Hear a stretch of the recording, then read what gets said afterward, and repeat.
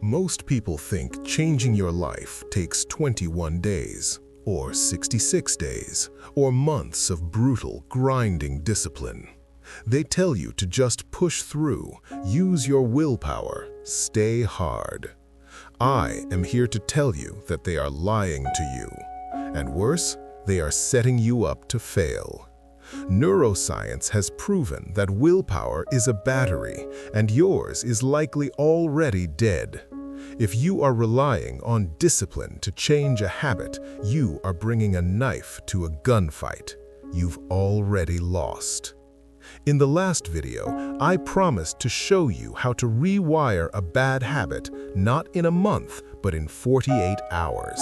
And today, I am going to keep that promise. What I'm about to show you isn't about trying harder. It's not about motivation videos. It is about biological manipulation. We are going to trick your brain's neuroplasticity into deleting an old program and installing a new one. And we're going to do it in 2 days flat. If you want to hack your own biology, subscribe now. Let's start the clock. First, you need to understand why you can't stop scrolling, smoking, or procrastinating. It's not because you're lazy. It's not because you are weak. It's because of a biological process called synaptic pruning. Think of your brain like a dense, overgrown forest. Every time you perform an action, like checking your phone the second you wake up or lighting a cigarette with your coffee, your brain tramples down the grass to make a path. The first time you do it, it's hard. The path is rough. But do it enough times, and that path becomes a paved road. Do it for years, that road becomes a superhighway. Your brain loves highways. Why? Because they require zero energy. Your brain is designed to conserve energy. So, when you feel stressed, your brain automatically routes you onto the highway. It's autopilot. When you try to use willpower to stop a bad habit, you are essentially standing in the middle of a 6-lane highway trying to stop a speeding truck with your bare hands. You will get crushed. So, to rewire your brain in 48 hours, we aren't going to try to stop the truck. We are going to blow up the bridge. We are going to use a protocol I call the dopamine fast track. It consists of 3 specific phases executed over 2 days. Day 1, starvation. Day 1 is not about doing something new. It's not about reading books or going to the gym. Day 1 is about starvation. Your bad habits are fed by one thing, dopamine. You scroll TikTok, you get a hit. You eat sugar, you get a hit. You watch adult content, massive hit.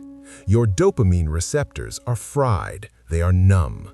This is why normal work feels boring and painful to you, because real life cannot compete with the artificial high of your phone.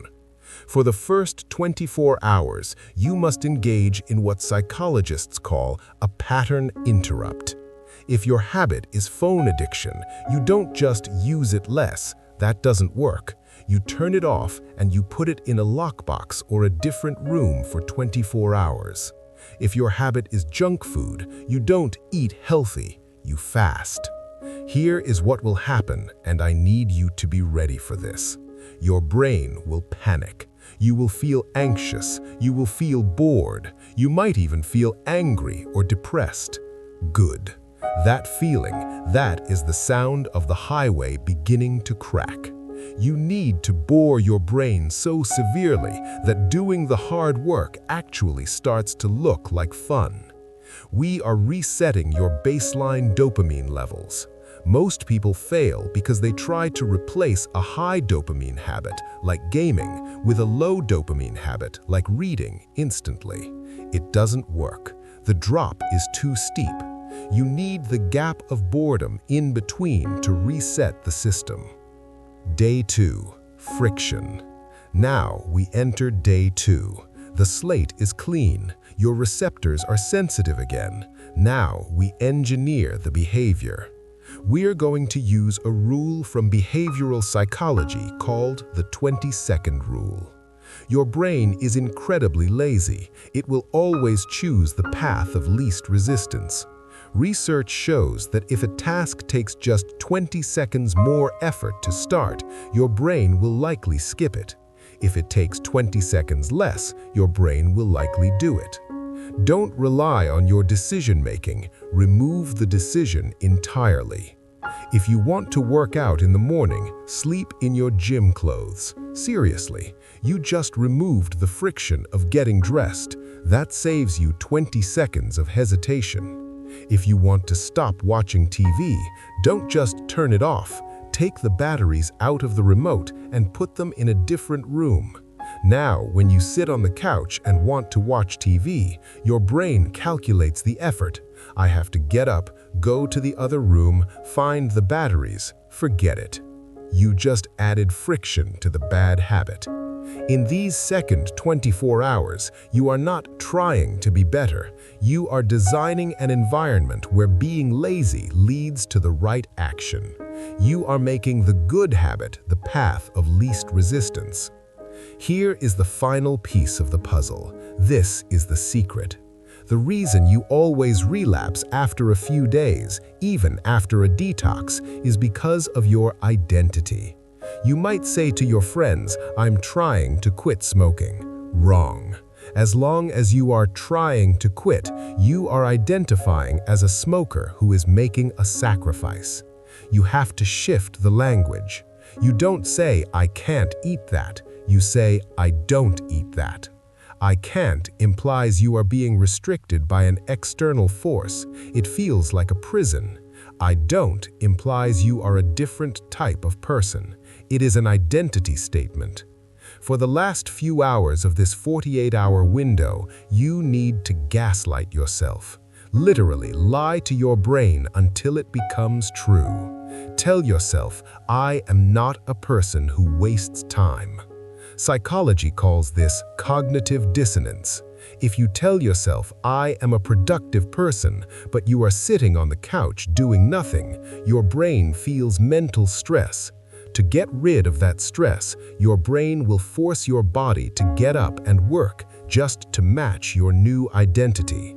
Use that stress. Let it drive you. Phase 1. Starve the dopamine to reset the baseline. Phase 2. Add extreme friction to the bad and remove it from the good.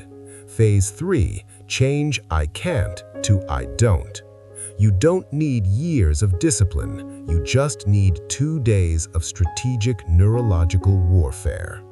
Now, once you've rewired your brain, you're going to notice something. People will treat you differently.